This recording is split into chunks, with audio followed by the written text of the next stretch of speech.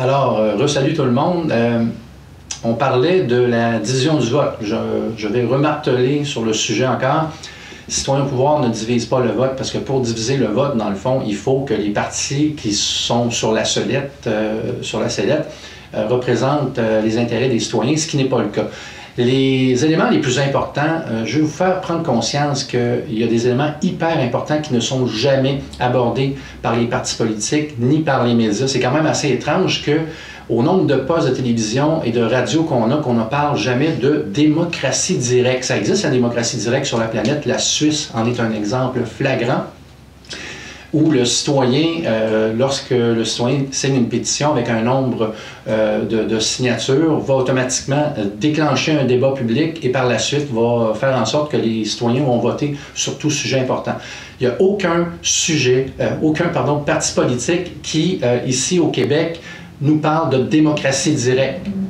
Il n'y en est pas question chez Québec solidaire et on reporte toujours un fameux référendum sur un seul et unique sujet qui est la souveraineté du Québec dans le cas du PQ. Alors, il n'y a pas juste la souveraineté du Québec comme sujet qu'on peut aborder. C'est un sujet, mais il y a d'autres sujets sur lesquels vous avez le droit de vous exprimer. Le pouvoir vous appartient, mais vous laissez l'establishment jouer avec ces partis politiques-là et vous laissez croire que ça prend des conditions gagnantes pour peut-être avoir le droit, un peu comme si on était des enfants, de trancher sur des sujets importants. Donc, le PQ, c'est la même chose. C'est un parti politique entre les mains de l'establishment. Que dire du Parti libéral? La liste est infinie concernant les exemples de corruption. C'est un parti qui est fini, qui est corrompu et que les gens veulent mettre dehors. Mais la problématique, c'est que les médias vous laissent croire que si vous mettez le Parti libéral dehors, que la solution, c'est Québec solidaire ou le PQ ou la CAQ. La CAQ a eu la bénédiction en passant, lorsque Charles Sirois et François Legault sont allés rencontrer les Desmarais, ont eu la bénédiction, dans le fond, de Power Corporation pour diviser le vote et si jamais ils gagnaient, en réalité, qui sera les grands gagnants? J'aimerais aborder la liste des sujets, dans le fond, sur lesquels il y a un grand tabou, que les médias ne couvrent pas et que les partis savent, les quatre grands partis savent qu'il ne faut pas parler de ces sujets-là. J'ai parlé de démocratie directe, le modèle suisse. La Suisse qui est un des pays les plus solides financièrement sur la planète. Mais aussi les tabous, c'est le droit constitutionnel qui a été bafoué concernant, dans le fond, la possibilité pour notre banque centrale, qui est la Banque du Canada, de financer les infrastructures publiques et les dépenses publiques lorsqu'il y aurait des déficits.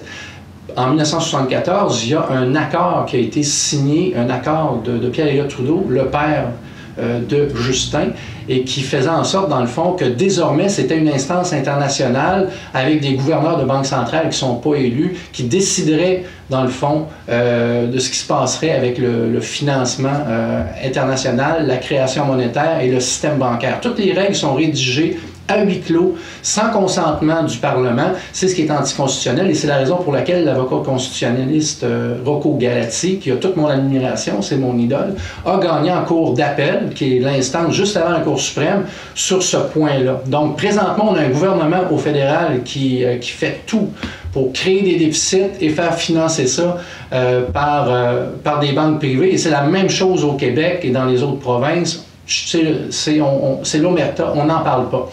Donc, le fait de retrancher le pouvoir de création monétaire aux banques privées, 97% de l'argent qui est en circulation est de la dette monnaie, ça encore une fois, les médias ne nous en parlent pas, et c'est créé par des banques privées. Alors, on nous oblige à avoir un bien public qui est de l'argent, créé à partir de rien, qui est créé par des banques privées et qui porte intérêt. Voyez-vous le vice là-dedans? Et quels sont les médias qui prennent le temps de s'asseoir et de nous expliquer de façon claire et concise tous ces mécanismes-là? Il n'y en a aucun.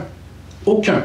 Est-ce que vous pensez que Québec solidaire, le PQ, la CAQ et le Parti libéral sont une solution? Non, ils ne sont pas la solution. Je donnais l'exemple de propriétaires d'équipes de hockey qui arrivent en finale, mais qui possèdent dans la famille les deux clubs qui sont en finale. C'est qui est gagnant? On peut être gagnant par procuration le soir de l'élection si la CAQ gagne, exemple. Les gens vont dire « Oh, j'ai gagné mes élections », mais qui a gagné? C'est Power Corporation, même chose le Parti libéral, même chose pour Québec solidaire. Écoutez, Québec solidaire, je vais vous donner un exemple. le frère d'Hélène David, qui est Charles-Philippe David, a reçu des millions de dollars de la part de Power Corporation pour sa chaire, pour être président de la chaire Raoul d'Endurant. Donc, c'est la chaire qui a reçu l'argent. Mais après ça, une fois que tu reçois autant d'argent, t'es pas biaisé un peu? Celui qui donne l'argent, souvent a des attentes, mais il y a des chevauchements partout. Il faut les comprendre. Malheureusement, je peux comprendre que les médias ne nous l'expliquent pas. Donc, c'est à nous de nous informer.